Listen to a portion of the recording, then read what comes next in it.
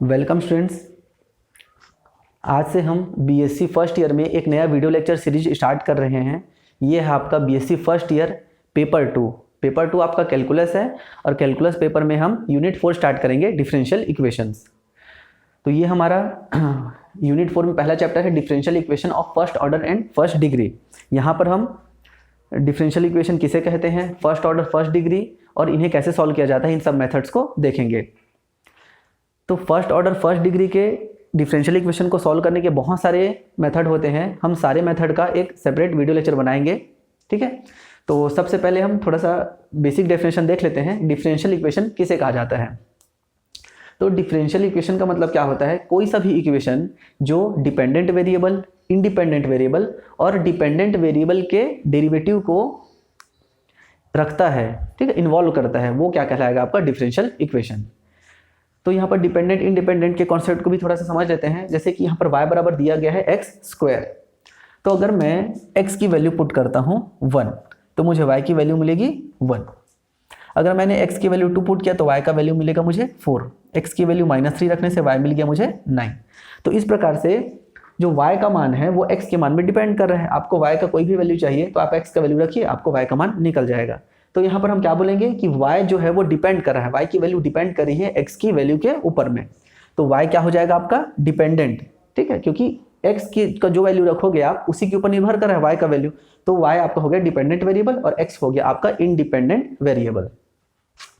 अब हमने यहाँ पर एक और वर्ड यूज किया था, इंडिपेंडेंट वेरिएबल का डेरिवेटिव, ठीक है। तो डिपेंडेंट वेरिएबल कौन है, y है। तो डिपेंडेंट वेरिएबल का डेरिवेटिव हमेशा इंडिपेंडेंट के रिस्पेक्ट में होता है, तो ये हो जाएगा dy/dx। तो इस प्रकार से कोई सा भी एक इक्वेशन जिसमें डिपेंडेंट वेरिएबल हो, इंडिपेंडेंट वेरिएबल हो और उसका डेरिवेटिव हो, डिपेंडेंट का डेरिवेटिव इंडिपेंडेंट के रिस्पेक्ट में, वो इक्वेशन क्या कहलाएगा आपका डिफरेंशियल इक्वेशन। जैसे कि आपका हो जाता मान लीजिए yx बराबर 2 आ गया, ठीक है। तो ये क्या हो गया आपका डिफरेंशियल इक्वेशन, ओके। अब यहाँ पर फर्स्ट ऑर्डर और फर्स्ट डिग्री का क्या मतलब होता है, तो देखिए कोई सा भी इक्वेशन, जैसे ये वाला आपको दिया गया है dy/dx, तो यहाँ पर हमने कितनी बार डेरिवेटिव किया है। ऑर्डर का मतलब होता है, ये ऑर्डर लिखा गया है ना, इसका मतलब होता है कि डिपेंडेंट वेरिएबल का मैक्सिमम कितनी बार अवकलन किया गया है, डेरिवेटिव किया गया है। जैसे यहाँ पर आपका कितने बार अवकलन किया गया है, सिर्फ एक बार। मान लीजिए इस प्रकार से रहता है ये एक्स वाई बराबर 0, एक ही हो जाएगा d²y/dx² plus 2 dy/dx plus y x हो गया। तो ये आपका डिफरेंशियल इक्वेशन है, ये भी आपका डिफरेंशियल इक्वेशन है।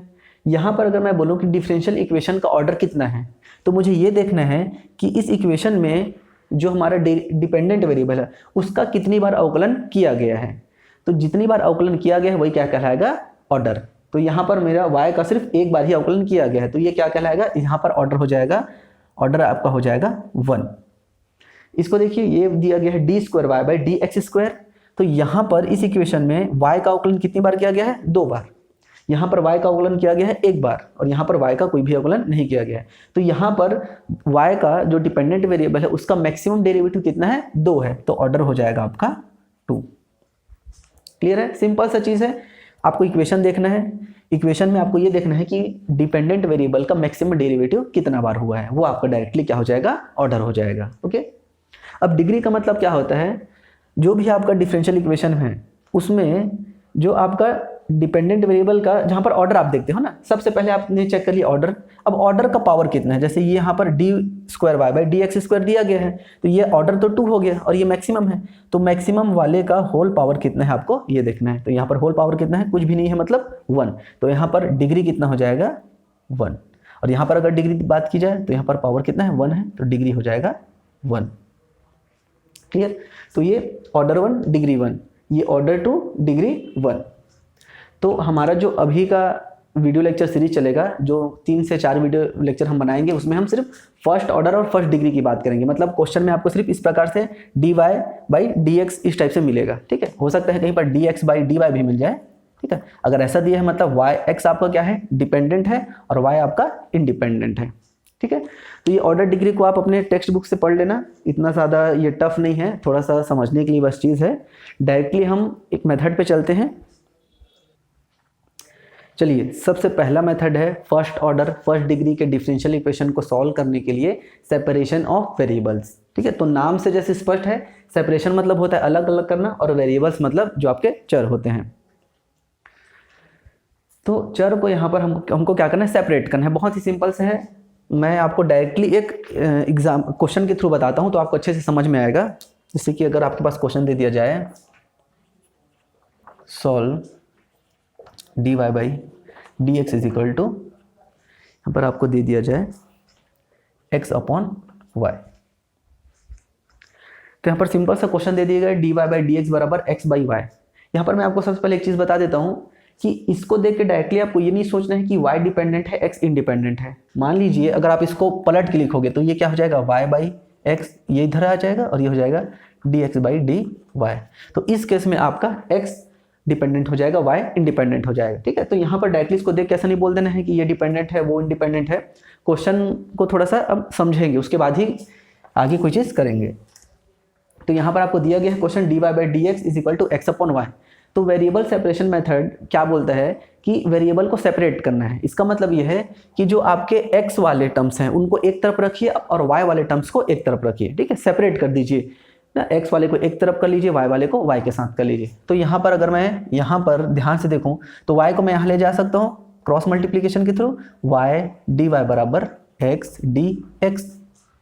देखिए, एक तरफ करने का मतलब ये नहीं है कि बराबर के इस तरफ करना है या इस तरफ करना है। एक तरफ करने का मतलब ये है कि y dy लिखा है तो dy के साथ y होना चाहिए। अब y ऊपर में आए नीचे में आए इससे कोई फर्क नहीं पड़ता। ठीक है, y dy के साथ होना चाहिए, x जो है वो dx के साथ में होना चाहिए। ओके, आप चाहो तो इसे ऐसा भी लिख सकते हैं dy माइनस एक्स dx बराबर 0, ऐसा भी लिख सकते हो। ठीक है, अलग अलग करने का मतलब ये नहीं है कि बराबर उधर करना है और इधर करना है। अलग अलग करने का ये मतलब होता है कि dy के साथ में y को रखना है, dx के साथ में x को रखना है।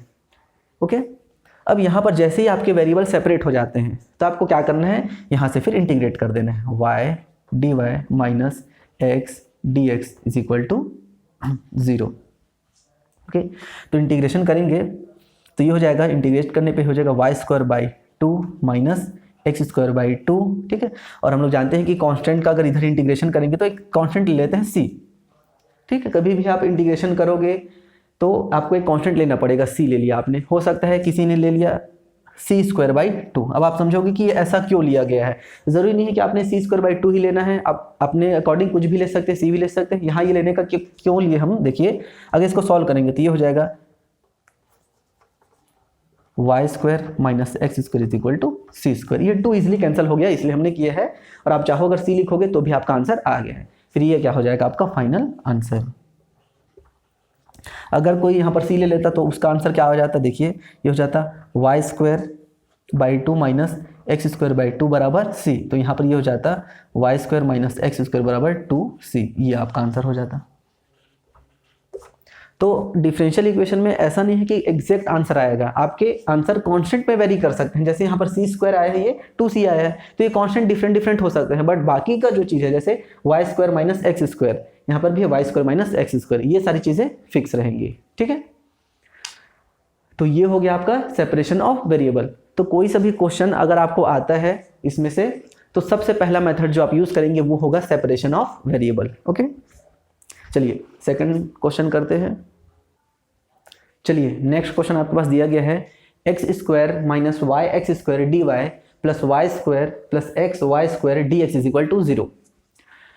तो सबसे पहले तो क्वेश्चन को देखते साथ आपको ये देखना है कि स्टार्टिंग से समझना है ना। सबसे पहले हम वेरिएबल सेपरेशन मेथड ही अप्लाई करेंगे, कोशिश करेंगे अप्लाई करने का। वो नहीं होगा तो फिर नेक्स्ट में चलेंगे। आगे बहुत सारे रिजल्ट हैं, बहुत सारे थ्योरम हैं, उन सबको हम यूज़ करेंगे लाइन बाय लाइन। लेकिन सबसे पहले आपको ये देखना है कि क्या इसमें सेपरेशन ऑफ वेरिएबल अप्लाई हो सकता है। तो देखिए अगर मैं इसको इस प्रकार से एक्स स्क्वायर को कॉमन निकाल दूँ तो ये हो जाएगा, और यहाँ पर अगर मैं वाई स्क्वायर को कॉमन निकाल दूँ तो ये हो जाएगा 1 प्लस एक्स डी एक्स बराबर 0। क्लियर। अब देखिए यहाँ पर 1 माइनस वाई डी वाई दे दिया है, लेकिन ये एक्स स्क्वायर आ गया। अब मेरे को एक्स स्क्वायर को हटाना है यहाँ से, है ना। और यहाँ पर देखिए 1 प्लस एक्स डी एक्स आ गया है और मेरे को हटाना है वाई स्क्वायर को। तो मैं यहाँ पर क्या कर सकता हूँ, एक्स स्क्वायर वाई स्क्वायर से भाग, ठीक है। एक्स स्क्वायर वाई स्क्वायर से दोनों पक्षों में क्या कर देता हूँ, भाग दे देता हूँ। जब यहाँ पर भाग दूंगा तो मेरा एक्स स्क्वायर और एक्स स्क्वायर कैंसिल हो जाएगा, यहाँ पर क्या बचेगा 1 minus y upon y square d y, plus यहाँ पर अगर भाग देंगे तो क्या बचेगा मेरे पास 1 प्लस एक्स, वाई स्क्वायर से वाई स्क्वायर कैंसिल हो जाएगा, बचेगा क्या एक्स स्क्वायर डी एक्स बराबर ही हो जाएगा 0। ओके, हो सकता है आपने ऐसा बनाया हो, इसको आप राइट हैंड साइड में ले जाइए, फिर क्रॉस मल्टीप्लिकेशन करके बना सकते हैं। ठीक है, ऐसे बहुत सारे मेथड है, ऐसा नहीं है कि यही प्रोसेस रहेगा। डिफरेंशियल इक्वेशन एक ऐसा पार्ट है जिसमें कई प्रकार हो सकते हैं, किसी भी मेथड से आप सॉल्व कर सकते हैं, आपका जो वे ऑफ सॉल्विंग मेथड है वो अलग हो सकता है। ठीक है, अब जैसे ही यहाँ पर वेरिएबल सेपरेट हो गए, देखिए यहाँ पर y वाले टर्म्स dy के साथ आ गए, x वाले टर्म्स dx के साथ आ गए। अब हमको क्या करना है, इसका सिंपली इंटीग्रेट कर देना है। यहाँ पर थोड़ा और सॉल्व कर लेते हैं, अलग अलग करके लिखेंगे तो ये हो जाएगा 1 upon y square minus 1 upon y d y, plus यहाँ पर ये हो जाएगा 1 upon x square plus 1 upon x, ये हो जाएगा डी एक्स बराबर 0। अब सिंपल सा काम है, हमें इसको क्या करना है, इंटीग्रेट कर देना है। अगर आप अभी तक ये वीडियो लेक्चर देख रहे हो तो मैं ये आपसे रिक्वेस्ट करता हूँ कि इसको आगे आप खुद सॉल्व करिए। यहाँ पर सिर्फ इंटीग्रेशन करना है, वीडियो को रोक कर पहले आप खुद से इंटीग्रेट कर लीजिए, क्योंकि इंटीग्रेट करने वाला जो चीज़ है वो 11th-12th का है, इसमें कोई कॉलेज का रोल नहीं है, तो अब इसको आप आगे खुद से कर सकते हो। तो सिंपली अब इसका इंटीग्रेशन करना है हमें, 1 upon y square d y minus 1 upon y d y plus 1 upon x square dx plus 1 upon x dx बराबर हो जाएगा 0। तो ये हमें वापस मिल जाएगा y की पावर -2 प्लस 1 -2 प्लस 1, ये हो जाएगा log y, ये हो जाएगा x की पावर -2 प्लस 1 -2 प्लस 1, और ये हो जाएगा प्लस log x। देखिए यहाँ पर c ले सकते हैं हम, कुछ भी आपका मन करे c ले लीजिए, या अगर आप किसी को लेना है तो log c भी ले सकते हैं, जैसे यहाँ पर log दिख रहा है तो log c भी ले सकते हो। मैं सिंपल सा c ले लेता हूँ। ठीक, यहाँ पर ये आपका हो जाएगा -1 upon y minus log y minus 1 upon x plus log x बराबर c। तो ये हो जाएगा -1 upon y minus 1 upon x, इसे आप इसके साथ ऐसा लिख सकते हो log x अपॉन वाई बराबर c। ओके, तो ये हो गया आपका फाइनल आंसर। देखिए अगर यहाँ पर आपने c को कुछ और लेंगे, मान लीजिए किसी ने log c ले लिया, log c ले लेंगे तो फिर वो यहाँ पर और कुछ ऑपरेट करके आ जाएगा, तो उससे फर्क नहीं पड़ता, आपका मेन ये चीज़ है, ये अगर आपका आ गया तो फिर ये आपका सही आंसर माना जाएगा। ठीक है, नेक्स्ट क्वेश्चन देखते हैं। चलिए, ये आपका 3rd क्वेश्चन दिया गया है, बहुत ही इंपॉर्टेंट क्वेश्चन है, कई बार ये यूनिवर्सिटी एग्जाम्स में आया गया है, ध्यान से समझना इसको। और बुक में ये थोड़ा क्वेश्चन गलत भी दिया गया है, आप एच के पाठक सर की बुक में देखोगे तो यहाँ पर ऐसे ब्रैकेट लगा दिया है, तो ध्यान रखना ब्रैकेट नहीं है। ठीक है, यहाँ पर इस प्रकार से है क्वेश्चन। तो चलिए इसको सॉल्व करते हैं। आई होप कि आप वीडियो को रोक कर इस क्वेश्चन को अपने से सॉल्व करने का कोशिश करेंगे। ठीक है, इसको ओपन करते हैं, y minus x d y by d x, ये हो गया। फिर हमने यहाँ पर इसको ओपन कर लेते हैं, a y square plus a d y by d x आ गया। अब देखिए इसको हम यहाँ पर ले आते हैं तो ये हो जाएगा y minus a y square बराबर a d y by d x, और ये उधर जाएगा plus x d y by d x.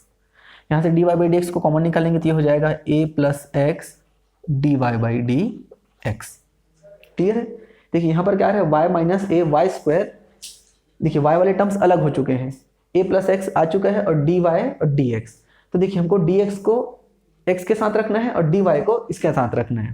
ठीक है, तो भाई देखिए dy अगर इधर आएगा तो नीचे में हो जाएगा, नीचे में उसको लिख नहीं सकते, तो आप क्या करो, उसको इधर लेके जाओ और इसको इधर लेके आइए। तो इस प्रकार से होगा, ये वाला जो चीज़ है नीचे में है वो क्रॉस मल्टीप्लीकेशन होगा, तो dx ऊपर में आ जाएगा, a प्लस एक्स नीचे में आ जाएगा। क्लियर है? यहाँ पर dy बचा और ये आपका नीचे में आ जाएगा y minus a y square. Clear है? ध्यान से समझने, यहाँ पर कुछ बड़ा चीज़ नहीं हुआ है, बस सिंपल सा क्रॉस मल्टीप्लिकेशन कर रहे हैं हम लोग।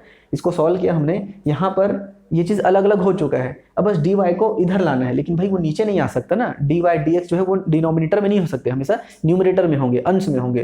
तो हमने क्या किया, डी वाई को वहीं पर रहने दिया, इस चीज़ को नीचे ले आया है, और डी एक्स को ऊपर ले लिया और ए प्लस एक्स को नीचे ले आया है। अब सिंपल सा क्या करना है, इसका इंटीग्रेशन करना है। तो यहाँ पर आप डायरेक्टली यहाँ पर इसका इंटीग्रेशन नहीं कर पाओगे, इसे हमें थोड़ा सा पार्शियल फ्रैक्शन में तोड़ना पड़ेगा। जैसे कि लेफ्ट हैंड साइड वाला तो ठीक है, ये डायरेक्टली आपका इंटीग्रेट हो जाएगा, लेकिन राइट हैंड साइड वाला आपका डायरेक्टली इंटीग्रेट नहीं होगा, तो इसको आपको थोड़ा सा पार्शियल फ्रैक्शन में तोड़ना पड़ेगा। तो सोचिए आप इसको कैसे पार्शियल फ्रैक्शन में तोड़ के लिख सकते हो।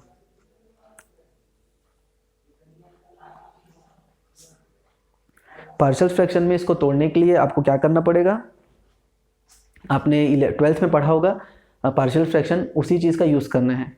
ठीक है, मैं डायरेक्टली इसको लिख रहा हूँ, किस प्रकार से ये टूट के लिखा जाएगा। जैसे इसको आप क्या लिख सकते हो, d y upon y 1 minus a y, है ना। इस प्रकार से ये अलग अलग होकर लिखा जाएगा। तो इसको आप लिख सकते हैं 1 अपॉन वाई, देखिए, और 1 अपॉन 1 माइनस ए वाई।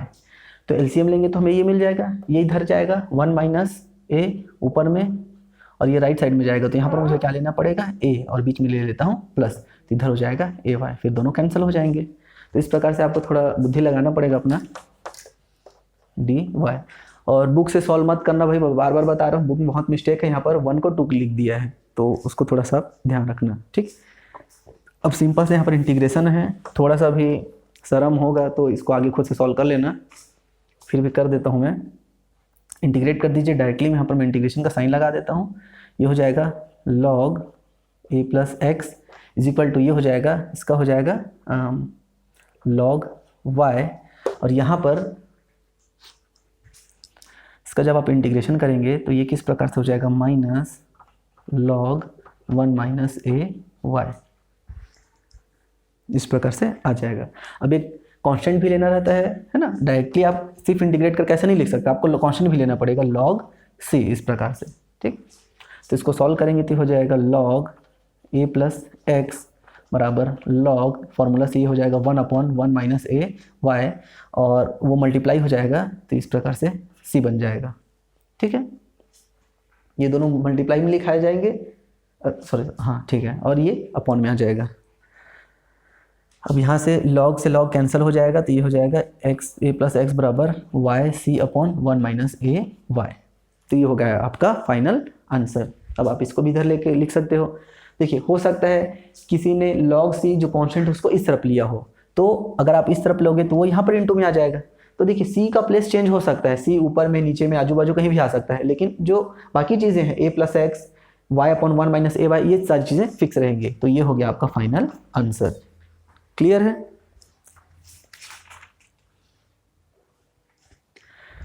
तो यहाँ पर आपके पास 5 होमवर्क क्वेश्चन दिया गया है। इन सारे क्वेश्चंस को आप ट्राई करिए। अगर ये 5 क्वेश्चंस आपने बना लिया तो समझिए आपका सेपरेशन ऑफ वेरिएबल मेथड पूरी तरीके से आपको क्लियर हो गया है। ठीक है, मोस्टली ये चौथा और पांचवा बहुत ही ज़्यादा इंपॉर्टेंट है, इसको आप ज़रूर ट्राई करिए।